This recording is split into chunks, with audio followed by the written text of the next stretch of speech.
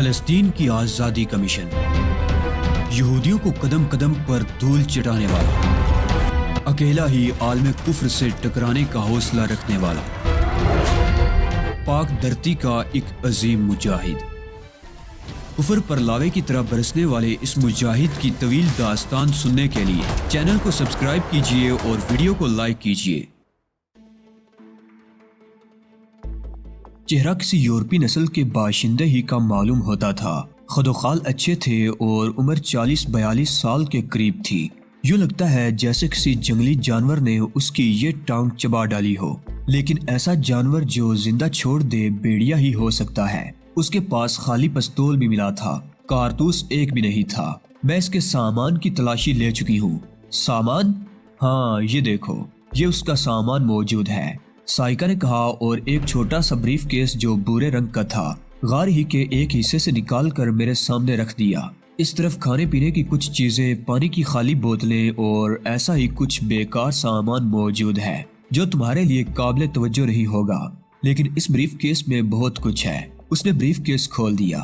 Brief case میں بادامی رنگ کے کور کی ایک فائل رکھی ہوئی تھی، ایک چھوٹا سا کیمرہ، حرارت پیما اور چند چھوٹے چھوٹے سیاہ رنگ کے بکس بھی تھے جن کے اوپر ڈائل اور سوئیاں لگی ہوئی تھی۔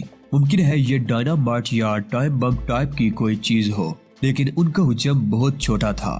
میں نے پرتجسس نگاہوں سے سائکا مائلر کو دیکھا اور پھر فائل اٹھا لی۔ کیا تم اس کا جائزہ لے چکی ہو؟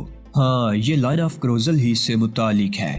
میں نے ایک متجسس نگاہ بستر پر پڑی ہوئی لاش پر ڈالی اور پھر فائل روشنی کے نزدیک کر کے بیٹھ گیا۔ فائل میں جو کاغذات لگے ہوئے تھے وہ اشاراتی زبان میں تھے۔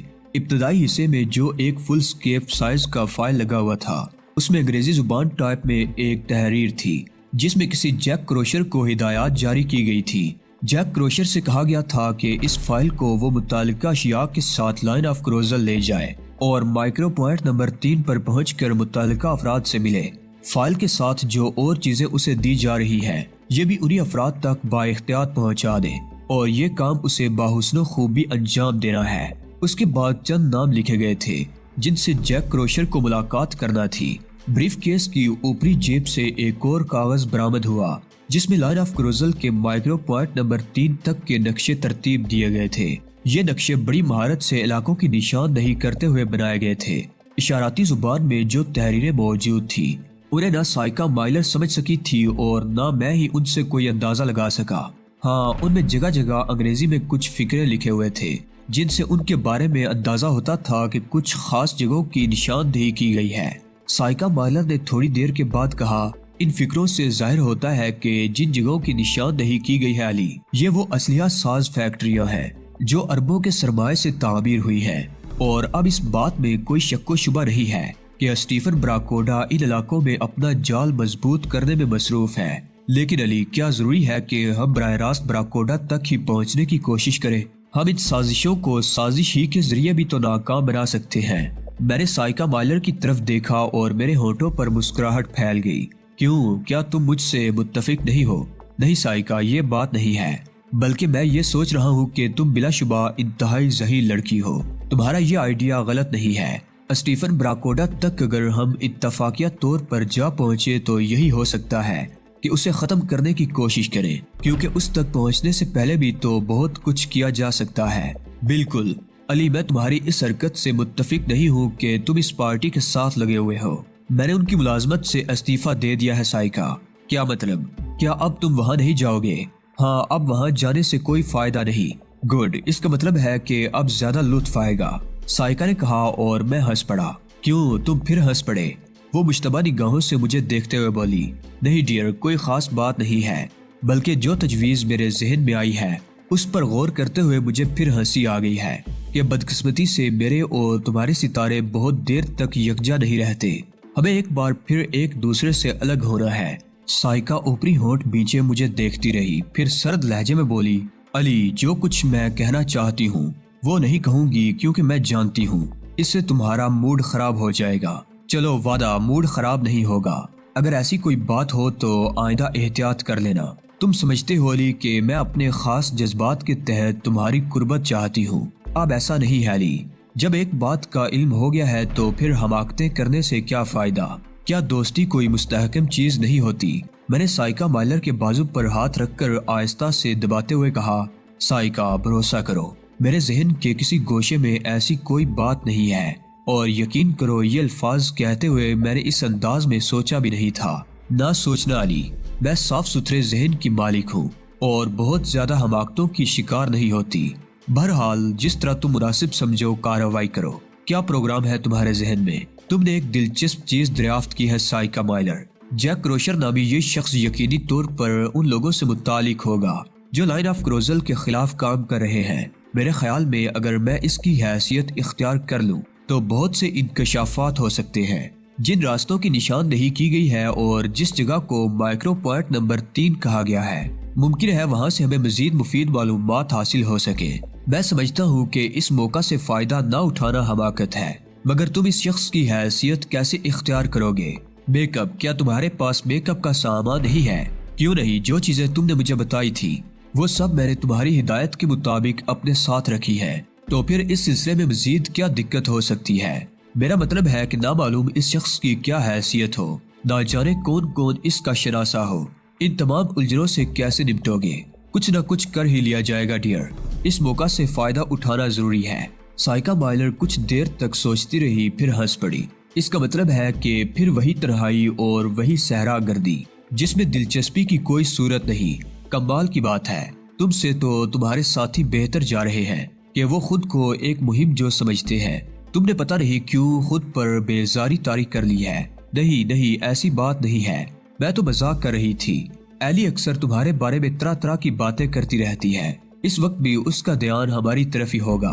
وہ سوچ رہی ہوگی کہ تمہارا یہ نرم رویہ کہیں مجھ سے دلچسپی کا باعث تو نہیں ہے، حالانکہ میں اسے تھوڑی سی تفصیلات بتا چکی ہوں۔ کیا بہتر یہ نہیں ہوگا سائیکا کہ تم دونوں خود کو عورت سمجھنا ہی چھوڑ دو؟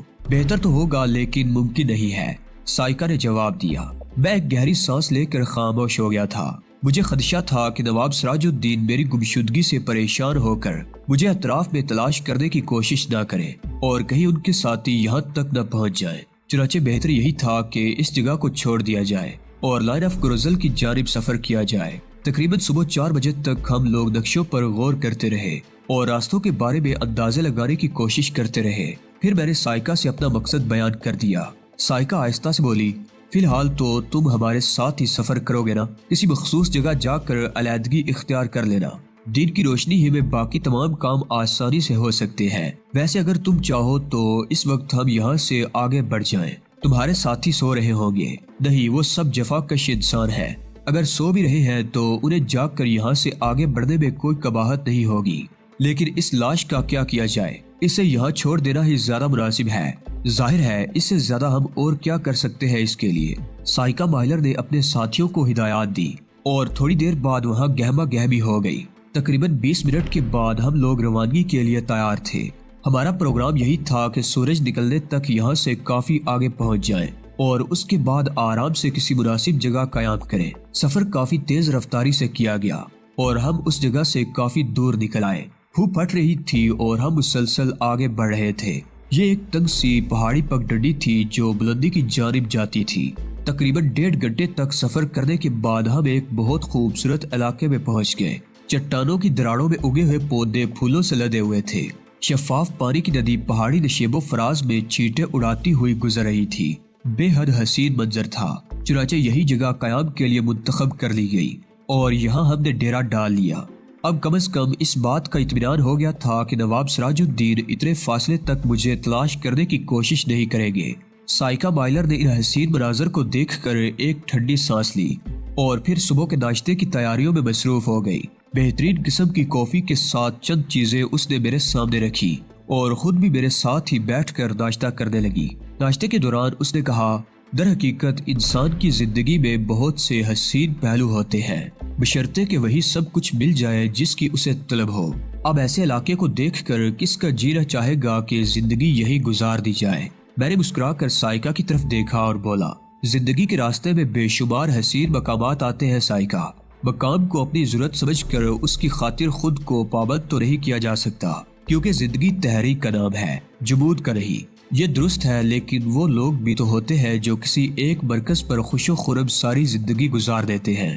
ہاں، ایسے لوگ بھی ہوتے ہیں، لیکن حالات کے جبر کو زندگی کا جمود نہیں سمجھنا چاہیے۔ چھوڑو اس بحث کو، اب یہ بتاؤ کیا پروگرام ہے؟ آرام کرے؟ ہاں، رات تو برباد ہو ہی گئی، اب مناسب ہے کہ کچھ دیر آرام کر لیا جائے۔ سائکا نے اپنے ساتھیوں کو ہدایت کر دی اور اس کے بعد ہم یہاں نیند لینے کے لیے لیٹ گئے۔ شام کے تقریباً 4 بجے تھے جب میں جاگا۔ سائکا کے ساتھی اپنے کاموں میں مشغول ہو گئے تھے، کچھ ابھی تک سو رہے تھے، جو جاگے تھے وہ ندی کے پانی سے غسل کا لطف اٹھانے میں مصروف تھے۔ اچھی خاصی پکنک کا سا سما بد گیا تھا۔ سائکا بھی جا گئی تھی، وہ میرے قریب آ کھڑی ہوئی اور ان لوگوں کی خوش فعلیاں دیکھنے لگی۔ تھوڑی دیر کے بعد اس نے سنجیدگی سے کہا، کیا پروگرام ہے علی؟ آج ہی یہاں سے آگے بڑھنے کا ارادہ ہے یا رکو گے؟ سائکا، کیا یہ بہتر نہیں ہوگا کہ یہ دن ہم یہی گزار دیں اور دوسری تیاریاں مکمل کر لیں؟ جیسا تم مناسب سمجھو، سائکا نے جواب دیا۔ میں نے اپنے ذہن کی گوشوں میں جیک کروشر کا چہرہ محفوظ رکھا تھا اور اس کا تمام سامان بھی ہمارے پاس تھا۔ اسی سامان سے اس کی ایک تصویر بھی مل گئی تھی، جس کی مدد سے میں نے اپنے چہرے پر میک اپ شروع کر دیا۔ تقریباً 1.5 گھنٹہ اس کام میں صرف ہوا، پھر میں نے اپنی کارکردگی کا ناقدانہ انداز میں جائزہ لیا اور مطمئن ہو گیا۔ سائکا نے بھی میرے کام کی تعریف کی اور اپنا اطمینان ظاہر کر دیا۔ باقی وقت ہم نے اسی موضوع پر گفتگو کرتے ہوئے گزارا، آئندہ کے پروگرام پر تفصیلی گفتگو کی کہ کس انداز میں آگے بڑھنا ہے۔ مجھے سائکا کے گروپ سے علیحدگی اختیار کر کے اپنا الگ سفر شروع کرنا تھا اور سائکا کو حسب سابق میری نگرانی کرتے ہوئے آگے بڑھنا تھا۔ ہم نے یہ بھی طے کر لیا تھا کہ ایک دوسرے سے بہت زیادہ فاصلہ نہیں رکھیں گے تاکہ ایک دوسرے کی حرکات سے مکمل طور پر واقف رہیں اور کسی بھی خطرے پر فوری کارروائی کی جا سکے۔ رات گزر گئی اور دوسری صبح میں اس تمام ساز و سامان کے ساتھ آگے بڑھ گیا جو جیک کروشر کا تھا۔ ایسی تمام چیزیں میں نے یہی چھوڑ دی تھی جن سے میری شخصیت مشکوک ہو سکتی تھی۔ تنہا سفر کا آغاز ہو گیا۔ طے یہ کیا گیا تھا کہ سائکا 2 گھنٹے کے بعد یہاں سے کوچ کرے گی اور میرے اور اس کے درمیان 2 گھنٹے کا فاصلہ رہے گا۔ جیک کروشر کی حیثیت سے آگے بڑھتے ہوئے میرے ذہن میں نامعلوم کیا کیا خیالات آ رہے تھے۔ اس وقت میں بلندی پر سفر کر رہا تھا، میرے ارد گرد اونچی کھردری چوٹیاں سر اٹھائے کھڑی تھی، پہاڑوں میں کہیں کہیں ہموار وادیاں بھی تھی جو سبز گھاس کا تختہ معلوم ہوتی تھی۔ ایک میدان میں چھوٹے چھوٹے ہرنوں کی ڈار چھلاوے کی طرح نگاہوں کے سامنے آئی۔ ایک آبشار کی آواز پر میں نے قدم بڑھائے اور اس کے قریب پہنچ گیا۔ ایک وسیع و عریض ندی چٹان پر سے گزر کر ایک بہت بڑے تالاب میں جمع ہو رہی تھی۔ اس کے قریب ہی ایک بڑا سا غار تھا۔ دوپہر کا وقت تھا، سورج کی تمازت بڑھ گئی تھی۔ غار کے دہانے پر میں رک گیا اور اس کے سامنے کے ریتلے فرش پر لیٹ گیا۔ ٹھنڈا ریتلا فرش بہت خوشگوار احساسات کا سبب ثابت ہوا۔ اس مقام پر تھوڑی دیر سستانے کے بعد میں آگے چل پڑا۔ 2 دن اسی طرح سفر کرتے ہوئے گزر گئے۔ اس دوران راستے کی دشواری کے سوا کوئی خاص واقعہ پیش نہیں آیا۔ تیسرے دن جب سفر کرتے ہوئے شام قریب آ گئی تھی تو مجھے ایک آبادی نظر آئی۔ اس وقت میں اونچی نیچی پہاڑیوں کے درمیان سے گزر رہا تھا کہ میری نگاہ ایک وادی پر پڑی جس میں شہد کی مکھیوں کے چھتوں کی طرح جھونپڑیاں بنی ہوئی تھی۔ چھوٹے چھوٹے کرال آباد تھے، مویشی چرتے نظر آ رہے تھے۔ میں اس بستی کے قریب سے گزرا مگر اس طرح کہ وہاں موجود لوگوں کی نظروں میں نہ آ سکوں۔ ان کی نگاہوں سے پوشیدہ رہنے میں ہی عافیت سمجھی۔ نقشے کے مطابق اب وہ جگہ بہت زیادہ دور نہیں تھی جہاں مجھے پہنچنا تھا۔ اونچے پہاڑوں کا سلسلہ دھندلا سا نظر آ رہا تھا اور میں انہی کی جانب بڑھ رہا تھا۔ پہاڑوں تک پہنچتے ہوئے رات ہو گئی۔ یہاں بھی میں نے پہاڑوں کے نزدیک ایک آبشار کے قریب اپنے قیام کے لیے جگہ منتخب کی تھی۔ سائکا بائلر کی کوئی خیر خبر نہیں تھی۔ ممکن ہے راستہ بھٹک گئی ہو یا مجھ پر نگاہ نہ رکھ پائی ہو۔ اگلی صبح 5 بجے کے قریب جاگا اور آگے روانہ ہو گیا۔ سفر مسلسل جاری تھا اور اس دوران ایک بار بھی میں نے سائکا کو مخاطب کرنے کی کوشش نہیں کی تھی، مناسب نہیں سمجھا تھا۔ نقشے کے مطابق اب وہ جگہ زیادہ دور نہیں تھی جہاں مجھے کسی سے ملاقات کرنا تھی۔ یہ غالباً اس سفر کے 6 دن کی بات ہے جب میں نے دور سے اس آبادی کو دیکھا جہاں جیک کروشر کو پہنچنا تھا۔ افریقی طرز کے جھونپڑے تا حد نگاہ بکھرے ہوئے تھے۔ آبادی بہت بڑی معلوم ہوتی تھی۔ میں تھوڑی دیر کے بعد اس کے درمیان پہنچ گیا۔ مرد اور عورتیں مجھے دیکھنے لگے تھے۔ عورتیں موتیوں کی چولیاں اور لہنگے پہنے چھوٹی چھوٹی کدالوں کے ساتھ تن دہی سے کھیتوں کو مکئی کی کاشت کے لیے کھودتی ہوئی نظر آ رہی تھی۔ سرخ چادروں میں لپٹے ہوئے آدمی جھونپڑیوں کے سامنے بیٹھے ہوئے گپے لگا رہے تھے۔ جھونپڑیوں کی دیواریں عجیب و غریب نقش و نگار سے آراستہ تھیں۔ بعض مرد گھوڑوں پر سوار نظر آ رہے تھے اور پھر ایک گہری سی وادی میں مجھے ایک ایسی جگہ نظر آئی جس نے مجھے اپنی جانب متوجہ کر لیا۔ سیاہ رنگ کی ایک لینڈ روور کھڑی ہوئی تھی جس کے اطراف میں خیمے بکھرے ہوئے تھے۔ غالباً یہی وہ جگہ تھی جہاں مجھے جیک کروشر کی حیثیت سے پہنچنا تھا۔ میں اسی سمت بڑھ گیا۔ بستی کے لوگوں نے کوئی تعارض نہیں کیا تھا، وہ مجھے دیکھ ضرور رہے تھے لیکن کسی نے میری طرف بڑھنے کی کوشش نہیں کی تھی۔ بس ان کی نگاہوں میں دلچسپی اور تجسس کے آثار نمایاں تھے۔ لینڈ روور کے نزدیک پہنچ کر میں نے اس کے اطراف میں نگاہیں دوڑائیں۔ سامنے ہی درختوں کا ایک چھوٹا سا جھنڈ نظر آ رہا تھا جس کے درمیان مجھے کچھ تحرک محسوس ہوا تھا۔ جب میں آگے بڑھا تو شاید قدموں کی آواز درختوں کے جھنڈ میں بیٹھے ہوئے لوگوں نے سن لی۔ اندر سے جو 3 افراد برآمد ہوئے تھے ان میں ایک خوبصورت یورپین لڑکی، ایک موٹے تازے بدن کا آدمی اور ایک مدکوک سی شکل کا ادھیڑ عمر شخص تھا۔ ان تینوں نے مجھے دیکھا۔ لڑکی بے اختیار جیک کہہ کر آگے بڑھی اور میرے نزدیک پہنچ کر اس نے میری پیشانی چوم لی۔ تم پہنچ گئے جیک، میرا خیال ہے تمہیں معمول سے 4 دن کی دیر ہوئی ہے۔ تمہیں اندازہ نہیں ہوگا کہ ہم لوگ تمہارے لیے کس قدر پریشان تھے۔ افریقہ کے ان علاقوں میں سفر کرنا اور وہ بھی تنہا جتنا دشوار ہے تم اسے اچھی طرح جانتی ہو، میں نے فوراً ہی برائے ہوئے لہجے میں کہا۔ لڑکی میری صورت دیکھنے لگی، پھر اس نے ہمدردانہ لہجے میں کہا، میں جانتی ہوں کہ اس طرح سفر کرتے ہوئے تمہیں کیسی کیسی پریشانیوں کا سامنا کرنا پڑا ہوگا۔ برائے کرم اندر آؤ تاکہ میں تمہارے لیے کچھ کروں۔ وہ مجھے ساتھ لے کر لینڈ روور میں داخل ہو گئی۔ بوڑھا اور مدکوک سا آدمی دونوں کچھ نہیں بولے تھے، وہ اپنی جگہ کھڑے خاموشی سے زمین کو ریتتے رہے تھے۔ لینڈ روور خاصی بڑی تھی اور اندر آرام کا بہترین بندوبست تھا۔ لڑکی نے مجھے ایک سیٹ پر لٹایا اور مجھ سے لباس وغیرہ اتارنے کے لیے کہا، نہیں ان تمام چیزوں کی ضرورت نہیں، میں بالکل ٹھیک ہوں۔ بہتر یہ ہوگا کہ مجھے کھانے پینے کے لیے کچھ دو۔ دوران سفر کھانے پینے کی چیزیں میرے پاس بالکل ختم ہو چکی تھی۔ ابھی لو، ویسے تمہیں کسی قسم کی کوئی تکلیف تو نہیں ہے؟ تمہاری آواز میں بھی براہٹ ہے۔ سرد راتیں اور گرم دن اور کیا تحفہ دے سکتے ہیں؟ میں نے جواب دیا، ہاں مجھے اندازہ ہے۔ لڑکی میری خاطر مدارت میں مصروف ہو گئی۔ خاصی بے تکلف معلوم ہوتی تھی وہ جیک کروشر سے، لیکن بدقسمتی سے مجھے اس کا نام نہیں معلوم ہو سکا تھا۔ اس کا نام مجھے اس وقت معلوم ہوا جب باہر سے کسی نے اسے آواز دی۔ اس شخص نے اسے میریا کہہ کر مخاطب کیا تھا۔ میریا سے جیک کروشر کے کیا تعلقات تھے اس کا اندازہ فوری طور پر کرنا مشکل ہی تھا۔ رات کو میریا لینڈ روور میں میرے پاس ہی دوسری سیٹ پر دراز ہو گئی۔ اس دوران اس نے کوئی گفتگو نہیں کی تھی۔ ہاں، وہ سامان جو میرے ساتھ تھا مدکوک سے شخص نے اپنے قبضے میں لے لیا تھا اور اسے لینڈ روور کے نیچے بنے ہوئے کسی خانے میں محفوظ کر دیا تھا۔ میریا برابر والی سیٹ پر لیٹی کچھ سوچ رہی تھی۔ پھر اس نے کہا، جیک تمہیں اندازہ ہے کہ ہم کس قدر مشکلات سے گزر رہے ہیں؟